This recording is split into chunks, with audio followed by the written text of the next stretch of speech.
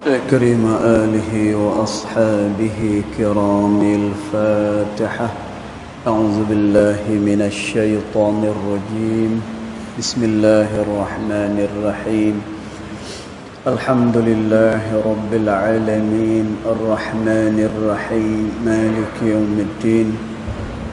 إياك نعبد وإياك نستعين. اهدنا الصراط المستقيم صراط الذين أنعمت عليهم غير المغضوب عليهم ولا الضالين آمين. السلام عليكم ورحمة الله وبركاته. الحمد لله والصلاة والسلام على رسول الله سيدنا محمد بن عبد الله وعلى آله وصحبه ومن والاه. أشهد ونشهد أن لا إله إلا الله وأشهد أن محمدا عبده ورسوله.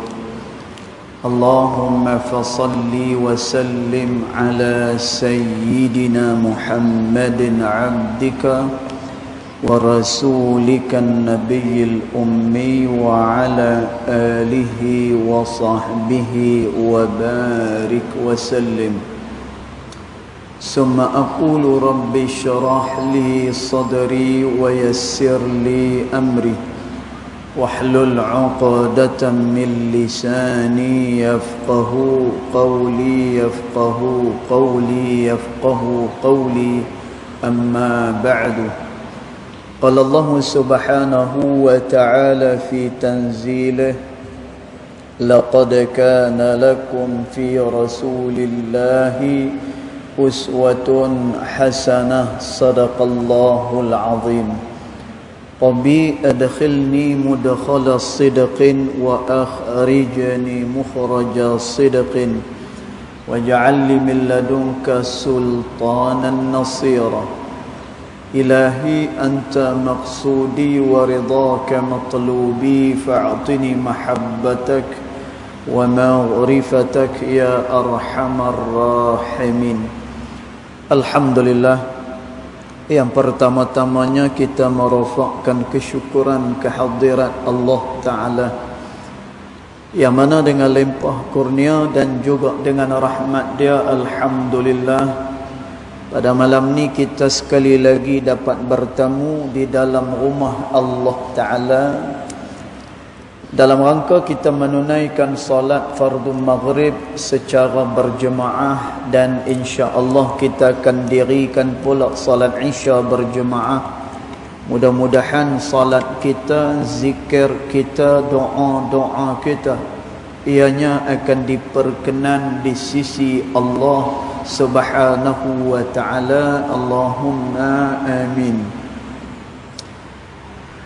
Tuan-tuan perempuan dirahmati Allah sekalian, kita sambung lagi pembacaan kitab Mafhum At-Tasawuf yang dikarang oleh Syekh Abdul Ghalib Ahmad Isa hafizahullah wa ta'ala. Kita sampai kepada bab yang ketiga pada malam ni, iaitu berkenaan dengan sabar. Jadi dia kata bismillahirrahmanirrahim. Qala muallif rahimahullahu ta'ala wa nafa'na bi'ulumihi fid daraini amin. Dia kata ats-tsalitsatu, yang ketiga, dia kata as-sabru 'alal bala'i. Hendaklah seseorang itu dia sabar di atas bala yang diuji oleh Allah Ta'ala kepada dia. Tuan-tuan, kita dah terang sabar itu dia ada 3 peringkat semua sekali. Sabar dia ada 3 peringkat. Yang pertama, as-sabru 'anil maksiyah. Dia sabar dengan maksiat kepada Allah Ta'ala. Walaupun maksiat itu bentuknya elok, walaupun maksiat itu lezat, tak dinafikan, tuan-tuan, dia lezat, dia kesenangan ni maksiat. Ni disebutkan oleh ulama dan berdasarkan pada hadis Nabi sallallahu alaihi wasallam, yang mana maksiat itu adalah benda yang selari dengan hawa nafsu yang dibekalkan kepada manusia. Tuan-tuan, jadi semanis apapun, selazat apapun maksiat itu, maka bersabar. Kita sabar, kita tak ambil kelezatan yang sebentar ini untuk kelezatan yang kekal nanti pada hari akhirat. Jadi dia kena sabar. Tuan-tuan, kemudian martabat sabar yang berikutnya, yang kedua, as-sabru 'ala ta'ati. Dia kena sabar ketika mana melakukan taat kepada Allah Ta'ala. Dan tuan, dia berjalan macam mana pun, nila ni tengah musim cuti sekolah, orang duk berjalan. Saya pun nak berjalan nanti akhir bulan. InsyaAllah. Dan tuan, tapi dia kena sabar. Dia kena sabar. Dia naik kapal terbang, sampai pada waktu dia kena cari tempat untuk dia mendirikan sembahyang. Dan tuan, dia naik kereta jauh macam mana sekalipun perjalanan, dia nak sampai cepat macam mana pun kena berhenti. Untuk apa? Mendirikan sembahyang. Dan tuan, dia cari harta sebanyak apa pun harta dia. Bila dah sampai kepada haul dan juga nisab, dia kena bawa keluar sikit, kerana itu adalah zakat yang diwajibkan kepada dia. Dan tuan, dia kena sabar. Bila mana dia ada isteri, dia ada anak-anak, maka dia kena jaga, dia kena nafkah dia punya keluarga dia. Dan tuan, saya pernah jumpa ada seorang kawan, kerana dia nakkan anak ni tadi dapat pendidikan yang elok. Dan tuan, dia sanggup hantar anak pergi sekolah yang elok, dan bayarannya juga elok, tuan. Biasanya tempat yang elok-elok ni, dia punya bayarannya pun elok juga, tuan-tuan. Dan tuan, jadi dia kata apa? Ni dia cerita dengan kami lah. Dia cakap dengan anak dia. Dia kata, yuran yang baba bayar ni, kalau baba nak pakai BMW sebulan lepas lah. Kalau nak pakai BMW dengan yuran yang baba bayar ni, lepas dah baba nak pakai BMW. Tapi baba tak pakai BMW pasal apa? Kerana kamu, mudah-mudahan kamu jadi anak saleh, mudah-mudahan kamu jadi anak yang elok. Tuan-tuan, dia kena sabar.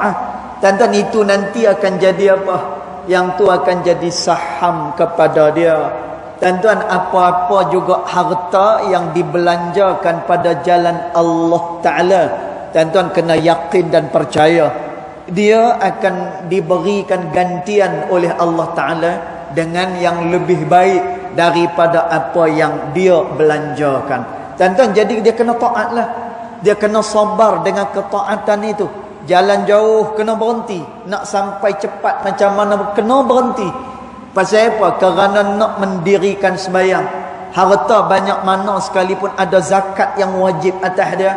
Kemudian dia ada keluarga, dia nakkan ketenangan dalam keluarga dia. Tuan-tuan, wajib nafkah dekat atas dia. Isteri dia kena sabar dalam taat kepada suami dia, kerana suami, pasangan dan sebagainya. Tuan-tuan, jadi kerana tu ulama kata yang kedua sabar atas taat. Malam ni kita tengok pula yang ketiga, as-sabru 'alal bala, iaitulah sabar di atas segala bala yang Allah uji kepada dia. Maka kata pengarang kitab ni, wa minal ma'lum anna darad dunya, dan kita sedia maklum, dia kata bahawasanya darud dunya, bahawasanya dunia ini, daru betila, ianya adalah tempat ujian, wafitan, dan dia adalah tempat fitnah, wala tantahi, dan ianya tidak akan berakhir.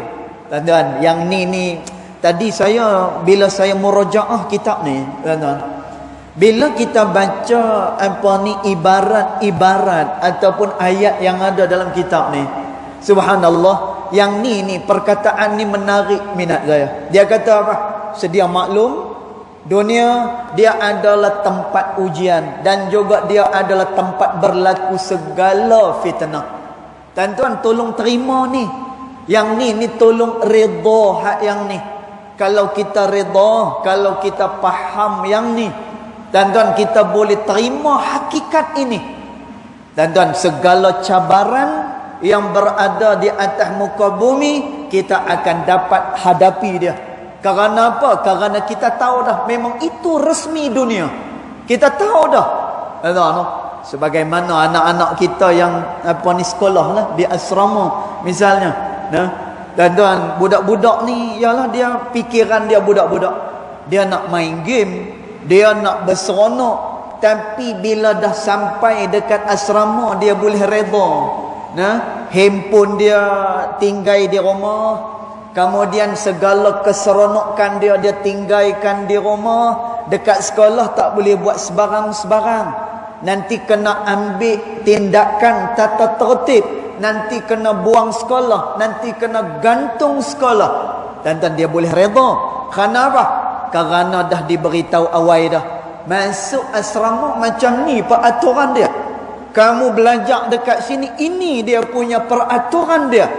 Tuan-tuan, maka dunia yang penuh dengan pancaroba ni, tuan-tuan, dunia yang kadang-kadang membuatkan kita rasa gembira, yang kadang-kadang membuatkan kita berasa sedih, yang membuatkan kita rasa takut, macam-macam perasaan.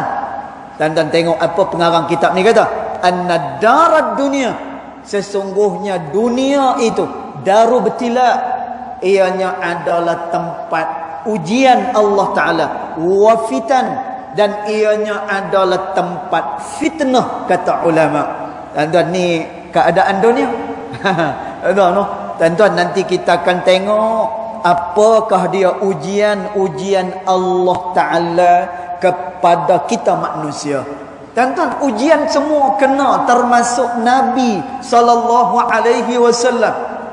Kata Nabi SAW, asyaddul bala, yang paling berat dia punya bala, dia punya ujian, kata Nabi SAW, adalah al-anbiya'i war rusul. Yang ni yang paling berat diuji oleh Allah Ta'ala, iaitu para nabi dan juga para rasul. Tuan-tuan, kemudian siapa lagi yang diuji oleh Allah Ta'ala? Thummal amsal fa amsal. Kemudian orang-orang yang mengikuti jalan keduanya, iaitu jalan Nabi dan juga jalan para rasul. Tuan-tuan, ni adalah orang-orang yang asyaddul bala. Mereka berat, mereka banyak dahsyat diuji oleh Allah Subhanahu wa Ta'ala. Tuan-tuan, jadi ini satu kenyataan yang tak boleh kita elak dia. Baik, maka kata pengarang, wala tantahi, dan dia tak akan berakhir. Tuan-tuan, dia tidak akan berakhir selagi mana kita hidup, selagi itu diuji. Tuan-tuan, saya tak tahulah tentera lah ni. Kalau tentera dulu dia ada satu peribahasa depa kata apa? Agi hidup, agi ngelaban, depa kata. Maksud dia apa?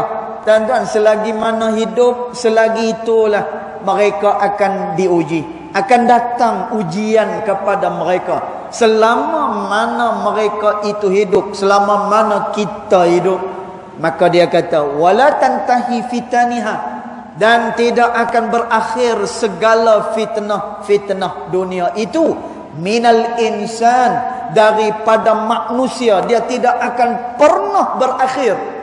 Tuan-tuan, dia berakhir dengan apa? Illa bil mauti, kecuali dengan kematian, kata pengarang kitab ni. Tuan-tuan, masya-Allah, satu hari bila ditanya kepada Imam Ahmad bin Hanbal.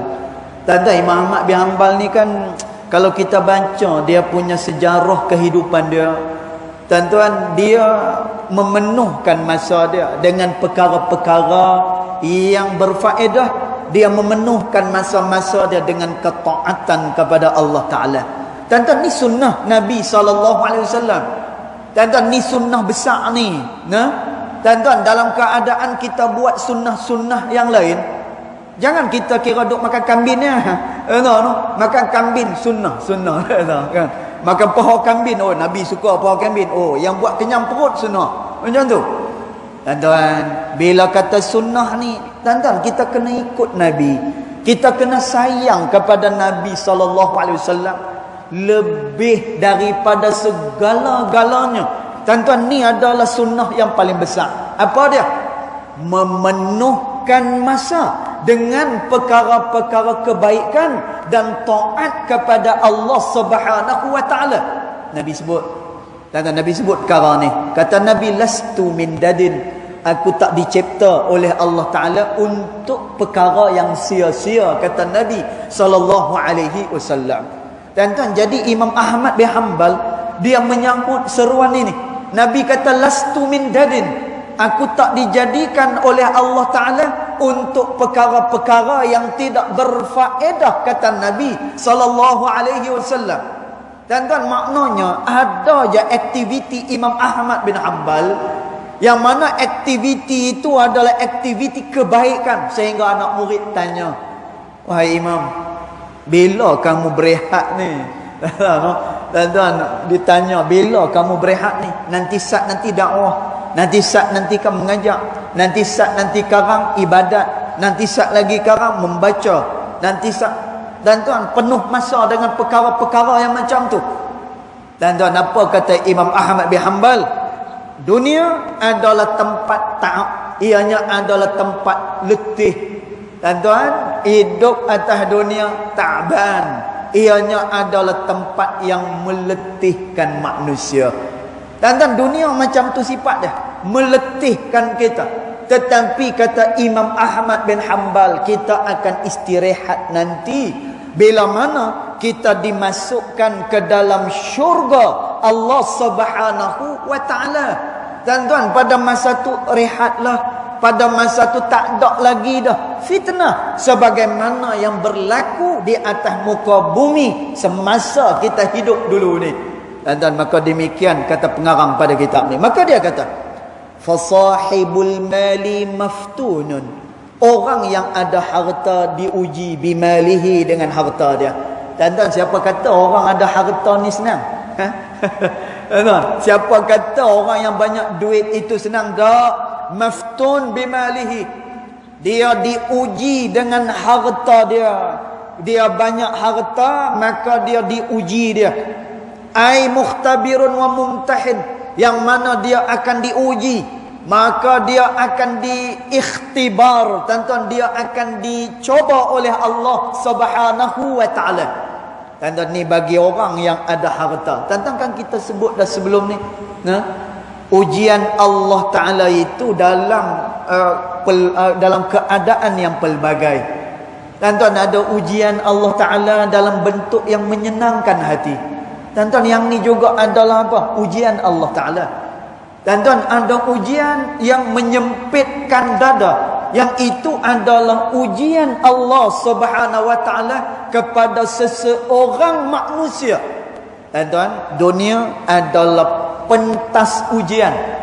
Sebab itu Allah Taala kata, mati ke hidup ke liyabluwakum, Allah nak uji kamu, siapa di antara kamu yang paling baik amalnya kepada Allah Taala. Dan Allah Ta'ala nak tengok orang senang syukur dengan Allah Ta'ala. Allah nak tengok kalau dia diuji dengan musibah, istirja', dia akan balik kepada Allah Subhanahu wa Ta'ala. Maka orang yang ada harta pun dia akan apa? Diuji oleh Allah Ta'ala. Macam mana dia diuji? Hal yasrifuhu fima ya'ud alaihi bisawabi min awjihil khairil mukhtalifah. Dia kata, dan Allah Ta'ala uji dia. Allah Ta'ala nak tengok dia, adakah dia membelanjakan harta pada jalan yang bila mana dia belanjakan harta itu akan mengembalikan kepada dia, akan balik kepada dia sawab, pahala daripada Allah Subhanahu wa Ta'ala. Dan yang ni Allah Subhanahu wa Ta'ala nak tengok. Sebab itu bila manusia dia berdiri depan Allah Ta'ala esok ni, tuan-tuan, bila kita berdiri depan Tuhan esok ni, tuan-tuan, bila mana kita dipersoal oleh Allah Ta'ala esok ni, Kata Nabi SAW, la tazulu qadama 'abdin hatta yus'al an arba'. Kata Nabi, tidak akan bergerak kedua telapak kaki seseorang itu melainkan setelah dia ditanya oleh Allah Ta'ala akan 4 perkara ni. Tuan-tuan, salah satu yang akan ditanya oleh Allah Ta'ala adalah apa dia? Daripada harta dia. Min aina tasabahu wa fima anfaqah. 2 benda. Kalau harta 2 benda. Wa min aina tasabahu, daripada mana dia mendapatkan harta tersebut. Tuan-tuan, macam mana cara dia mendapatkan harta itu? Tuan-tuan, harta pula ada 2 kan? Yang pertama halal dan satu lagi haram. Tengok. Dia dapat daripada arah yang mana satu? Halal ke? Ataupun yang diharamkan ke? Tuan-tuan, dah cerita daripada mana pendapatan ni. Kemudian Nabi kata, Allah Ta'ala tanya pula, dah ada harta dah. Nabi kata, Allah Ta'ala tanya pula, fima anfaqah, dia belanjakan ke mana, kata Nabi. Ke mana yang dia pergi belanjakan? Tuan-tuan, belanja ni pun ada 2. Sebagaimana yang disebut dalam tafsir Al-Jalalain. Tuan-tuan, perbelanjaan ada 2 jalan. Satu, fi sabilillah, dia belanja pada jalan Allah. Dan satu lagi fi sabili syaitan, iaitulah pada jalan syaitan. Tuan-tuan, jadi mana yang dia pergi belanja? Tuan-tuan, yang ni ujian bagi orang-orang yang ada harta. Bahkan Nabi SAW sebut, siapa-siapa yang memperbanyakkan hartanya, maka ini akan membuatkan dia berdiri lama di hadapan Allah Subhanahu wa Ta'ala. Dan dia akan diperhitung oleh Allah Ta'ala. Kerana tu Imam Abu Hanifah An-Nu'man rahimahullahu ta'ala, dan ni salah seorang daripada orang yang saleh tetapi kaya. Dan tapi bagaimana kaya? Gaya orang bertakwa kepada Allah Ta'ala. Dan kaya ni ada 2. Kaya cara orang kufur, kaya cara orang bertakwa kepada Allah Ta'ala. Lagu mana? Dan Imam Abu Hanifah An-Nu'man, dia untung banyak mana sekalipun. Tuan-tuan, berapa juta pun keuntungan dia, tuan-tuan, dia akan ambil untuk belanja diri dia hanya 4,000 dirham saja. Tuan-tuan, dia akan ambil 4,000 dirham saja. Dia tak ambil lebih. Habis tu sekarang, yang lebih-lebih tu Imam Abu Hanifah buat apa? Yang ni bagi dekat madrasah, yang ni bagi dekat orang yang mengajar Al-Quran, yang ni siapa nak buat program agama dia bagi, yang ni untuk tolong orang susah. Subhanallah. Tengok. Yang ni kaya gaya Imam Abu Hanifah An-Nu'man, orang yang bertakwa kepada Allah Ta'ala. Tuan-tuan, untung berapa banyak pun 4,000 dirham saja yang Imam Abu Hanifah akan ambil daripada keuntungan itu. 4,000 ya. Kita doa, oi, makin maju dia makin tak nampak kat masjid. Contoh, ni bukan orang sini, orang India. Sekali lagi nanti kalau kata orang sini tak lepas balik kan, depa pergi kunci mutu saya. Masya-Allah, tabarakallah. Dan dia akan diuji oleh Allah Ta'ala. Baik. Kemudian dia kata apa lagi? Wal faqiru maftun bi faqrihi. Orang fakir pun dia akan diuji dengan kefakiran dia. Tuan-tuan, orang yang banyak harta dia akan diuji oleh Allah Ta'ala. Wal faqir, manakala orang fakir maftunun bi faqrihi, dia juga akan diuji dengan kefakiran dia. Ui, tuan-tuan, dahlah dia susah. Kemudian susah itu ujian daripada Allah Ta'ala. Lagu mana? Hal yasbiru alaihi, adakah dia sabar dengan kefakirannya itu? Allahu Akbar. Tuan-tuan, ni satu proses yang sukar. Yang ni satu proses yang amat susah ni. Tuan-tuan, dia hidup dalam keadaan susah, dia meratapi kesusahan dia. Tuan-tuan, dia diuji dengan kesusahan kepada dia. Tuan-tuan, benda ni kalau orang pernah susah, dia dapat rasa ni, apa yang saya sebut ni.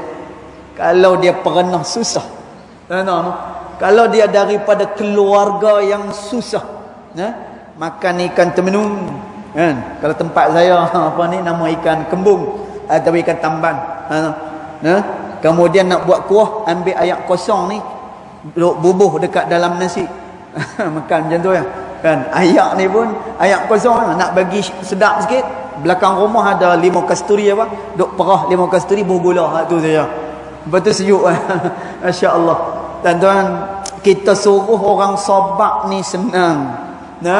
Sabarlah atas kesusahan. Tuan-tuan, kadang-kadang dia boleh sebut tapi dia tak pernah rasa. Kalau dalam istilah tasawuf, man lam yazuq lam yadri. Siapa yang tak pernah rasa, dia tidak akan pernah tahu. Tuan-tuan, dia tidak akan tahu. Dia hanya tahu hak ni susah.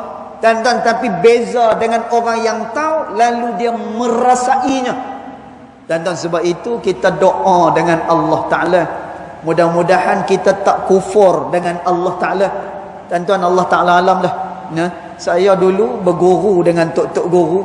Guru saya, Alhamdulillah lah. Tuan-tuan, kan?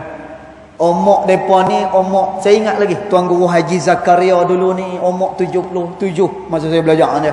Tuan Guru Haji Harun Bukit Besar, umur dia masa tu dah 80. Ulama tua, masya-Allah, dan macam santan. Kan? Dia ajar santan kelapa, santan nyok ni. Kan? Macam-macam benda kita boleh buat dengan santan ni, subhanallah. Keikhlasan mereka dan sebagainya. Tuan-tuan, mereka banyak menasihati kami tentang ini. Bila mana esok diuji oleh Allah Ta'ala, pada masa tu bagaimana keadaan kita. Tuan-tuan, pada masa tu boleh lagi tak berhubungan dengan Nabi SAW. Tuan-tuan, pada masa diuji oleh Allah Subhanahu Wa Ta'ala, masa tu boleh lagi tak beriman kepada Allah Subhanahu Wa Ta'ala. Ammar bin Yasir radhiyallahu anhu wa arda. Tuan-tuan, anak dia dimasukkan dalam parit, yang dalam parit tu dinyalakan api. Ammar bin Yasir. Tuan-tuan, anak kecil. Kalau saya tak sanggup, tak sanggup.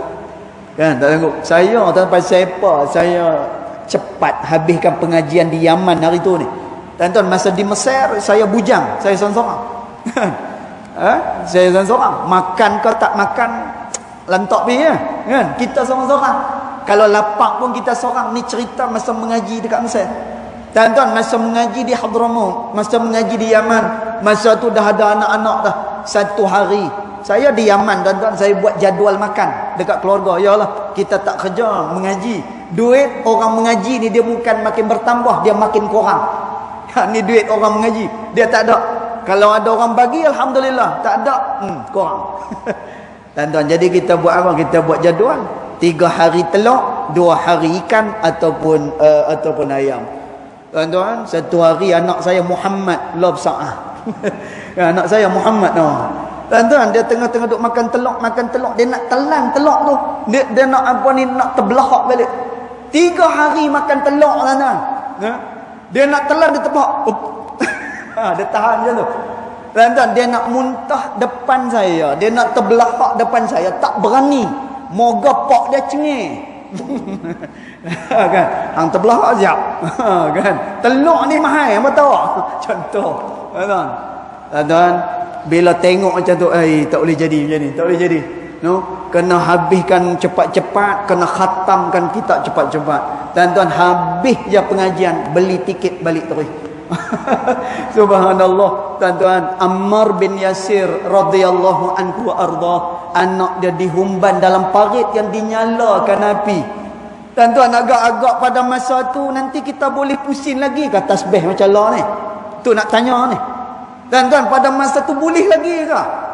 Kita pusing-pusing ridak kita macam tu, boleh lagi ke agak-agak? Kalau boleh, alhamdulillah. Tuan-tuan, tapi kita takut macam ni. Tengok apa pengarang kitab ni kata, wal faqiru maftun. Orang fakir dia diuji oleh Allah Ta'ala dengan kefakiran dia. Tuan-tuan, orang fakir tak ada apa-apa. Fakir beza dengan miskin. Tuan-tuan, tengok dalam kitab Fiqh dia kata apa?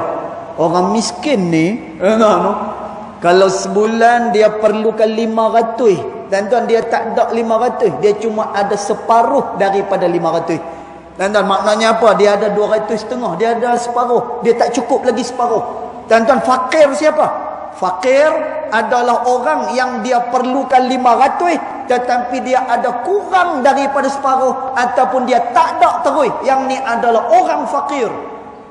Tuan-tuan, macam mana dia nak jadi macam ni? Hal yasbir alaih, adakah dia sabar dengan kefakiran itu? Tuan-tuan, muhasabah balik. Dia sabar tak dengan benda tu? Wa yarda, adakah dia rida pada masa tu? Tuan-tuan, ada orang subhanallah kan, dia ialah rezeki ni masing-masing, rezeki masing-masing lah. Kalau kita dapat alhamdulillah, kalau tak dapat sabar. Ada beberapa orang apa ni, kawan kita, dia tengok mutu kita kan, dia gosok dia duk gosok kan, dia kata dia kata dapat sebiji je ni syok. Tuan-tuan, samalah juga kita kan. Kadang-kadang bila kita tengok apa yang ada pada orang ni, Allah, kalaulah boleh dekat aku ni, tuan-tuan, kerana tengok dengan mata yang macam ni lah, menyebabkan apa? Kita tak boleh nak bersyukur dengan apa yang ada pada kita. Maka kerana tu pengarang kitab ni, dia buka minda kita. Kalau orang kaya diuji oleh Allah Ta'ala macam tadi tu, orang fakir, hal yasbir alaih wa yardah, adakah dia boleh sabar dan adakah dia boleh redha bima qassamallahu lahu, dengan apa yang Allah Ta'ala beri kepada dia. Dan adakah dia boleh sabar ni ketika mana esok dia diuji oleh Allah Ta'ala? Tengok. Dan dia kata yajza'u wa yaskhat, ataupun dia mengeluh dan juga akhirnya yaskhat, dia derhaka dengan Allah Ta'ala. Tuan-tuan, kerana kesusahan dia sanggup melakukan kekufuran kepada Allah Ta'ala. Tuan-tuan, kerana kesusahan dia ambil jalan pintas. Kerana apa? Kerana tak tahan lagi dah ni. Tuan-tuan, baru ni saya ada tengok video, tapi berlaku di negara jiran. Tuan-tuan, dia stres dengan kesusahan. Akhirnya apa? Dia duk kata kepada suami dia, hidup dengan hang selama ni susah, hidup dengan hang selama ni jadi macam ni. Menangis-nangis kawan tu. Tuan-tuan, dia tinggikan suara kepada suami dia. Tuan-tuan tengok, kerana tu Nabi SAW dia ada sebut juga berkenaan dengan fakir ni. Kata Nabi SAW, al-faqru, sesungguhnya fakir itu yahtamilul kufur, dia boleh membawa manusia kepada kekufuran dengan Allah Subhanahu wa Ta'ala. Tuan-tuan, kita minta dengan Allah Ta'ala, mudah-mudahan kita redha dengan segala pemberian Allah Subhanahu wa Ta'ala. Baik, kemudian dia kata lagi, wasahibus sihhati, dan juga orang yang mempunyai kesihatan, maftun, dia akan diuji oleh Allah Subhanahu wa Ta'ala. Dan orang kaya tadi dia diuji dengan apa? Tengok dia dapat daripada mana, belanja dia pula macam mana. Orang fakir dia diuji oleh Allah Ta'ala, sama ada dia sabar ataupun dia redha. Bagaimana? Dan orang yang diberikan kesihatan maftun, dia juga akan diuji bi'afiyatihi, dengan kesihatan yang diberikan oleh Allah Subhanahu wa Ta'ala kepada diri dia. Dan dia akan diuji oleh Allah Ta'ala. Elok-elok sihat, tiba-tiba sakit. Dan elok-elok boleh berlari, tak boleh berlari dah ustaz lah ni. Pasal apa? Dah tak sihat lagi dah. Dulu semayang berdiri gagah, hari ni semayang di hujung-hujung. Pasal apa? Kerana kena pakai kerusi, tak mau ganggu dekat orang. Dan tuan, orang yang sihat dia akan diuji oleh Allah Ta'ala. Dan sebab itu Nabi SAW sebut, sebelum datangnya ujian-ujian ini, takut-takut nanti esok kita jadi sebaliknya. Kata Nabi SAW apa dia? Jaga 5 perkara sebelum datang 5 perkara. Tuan-tuan, senang sebelum susah. Kemudian kaya sebelum miskin. Kemudian lapang sebelumnya sibuk, sehat sebelumnya sakit, mati sebelumnya hidup. Tuan-tuan, jaga benda ni. Pasal apa? Mudah-mudahan esok ni bila kita diuji dengan kesihatan ni, dah tak berapa sempurna dah apa yang kita buat. Tuan-tuan, sekurang-kurangnya dalam kehidupan kita dulu ni, kita pernah juga buat ibadat yang sempurna kepada Allah Subhanahu wa taala. Baik. Kemudian dia kata lagi wasahibul ilmi. Dan orang yang ada ilmu maftunun, dia juga akan diuji oleh Allah taala biilmihi, dengan ilmu yang Allah Subhanahu wa taala beri kepada dia. Allahu akbar. Dan orang yang ada ilmu pun diuji oleh Allah Subhanahu wa taala. Dan macam mana Allah taala uji dengan ilmu ni? Imam Syafi'i rahimahullahu taala menyebut, kadang-kadang ada orang yang terhijab dengan ilmu dia sendiri. Tuan-tuan, dia terlindung dengan ilmu dia sendiri. Tuan-tuan, dia anggap dia pandai, dialah yang paling betul. Kemudian dialah yang perlu diikuti. Tuan-tuan, cakap dia sahaja yang perlu didengari. Tuan-tuan, dia nak mendapatkan pengaruh, nak dapatkan harta keduniaan. Tuan-tuan, ini semuanya adalah ujian-ujian Allah Subhanahu wa taala kepada seluruh manusia. Tuan-tuan, jadi sikap kita apa dia? Sabar alal bala. Di atas apa yang diuji oleh Allah Subhanahu wa taala. Tuan-tuan, mudah-mudahan kita tergolong dalam golongan orang yang boleh sabar bila mana dia diuji oleh Allah Subhanahu wa taala. Baik. Qala Allah taala, Allah Subhanahu wa taala dia berfirman, Alif Lam Mim, ahasiban nasu ay yutraku ay yaqulu amanna wa hum la yuftanun wa laqad fatanna alladhina min qablihim fala ya'lamanna Allahu alladhina sadaqu wa la ya'lamanna al-kadhibin. Alif Lam Mim. Adakah manusia itu menyangka Allah akan tinggalkan dia dalam keadaan hanya yaqulu amanna, dia hanya berkata kami dah beriman kepada Allah taala. Tuan-tuan, Allah tak tinggalkan kita hanya dalam keadaan itu. Allah tak akan tinggalkan kita. Tuan-tuan, Allah Ta'ala tak akan tinggalkan kita dalam keadaan kita duk berzikir pada hari-hari. Bahkan dalam satu riwayat kata, semakin dekat seseorang dengan Allah Ta'ala, semakin besar dan hebat pula lah ujian Allah Subhanahu wa Ta'ala ke atas diri dia. Tuan-tuan, semakin besar ujian daripada Allah Subhanahu wa taala. Dan sebab itu ada satu orang ulama daripada Hadramut. Bila mana dia dah sampai kepada kemuncaknya, tuan-tuan, dia ni masya-Allah sampai Dubai panggil dia, kerajaan Dubai panggil dia untuk jadi apa dah? Mustasyar ad-diniyah, untuk jadi penasihat agama bagi negara Dubai. Masya Allah. Dan dia dipanggil kan. Kemudian seluruh dunia kenal dia. Akhirnya ada perasaan yang kurang sedap dalam hati dia. Tuan-tuan, apa yang kurang sedap ni? Tuan-tuan, bila dia tengok ramai yang ikut dia, ramai yang puja dia, ramai yang minat dengan dia, akhirnya dia pergi kepada guru dia, mengadu kepada guru dia, macam mana nak buatlah ni? Aku berada di kemuncak, tolong nasihat kepada saya. Dia mengadu kepada guru dia. Tuan-tuan, guru dia kata apa? Kamu kena balik semula kepada niat yang asal. Kena balik semula kepada niat yang asal. Dakwah li ajlillah, ianya adalah kerana Allah, bukan kerana pengikut. Tuan-tuan, sebab itu nanti di mahsyar Allah Ta'ala ada Nabi yang pengikutnya hanya seorang. Ada Nabi yang pengikutnya cuma 3 orang, 4 orang. Ada yang 50 orang. Tuan-tuan, sebab itu ramai dia bukannya kebenaran. Benar itu apa yang menepati Quran dan juga sunnah baginda Rasul sallallahu alaihi wasallam. Tuan-tuan, jadi dia rasa bahaya benda ni. Bila mana apa ni orang ramai dengan dia, apa semua orang sayang dekat dia, macam-macam orang beri kat dia.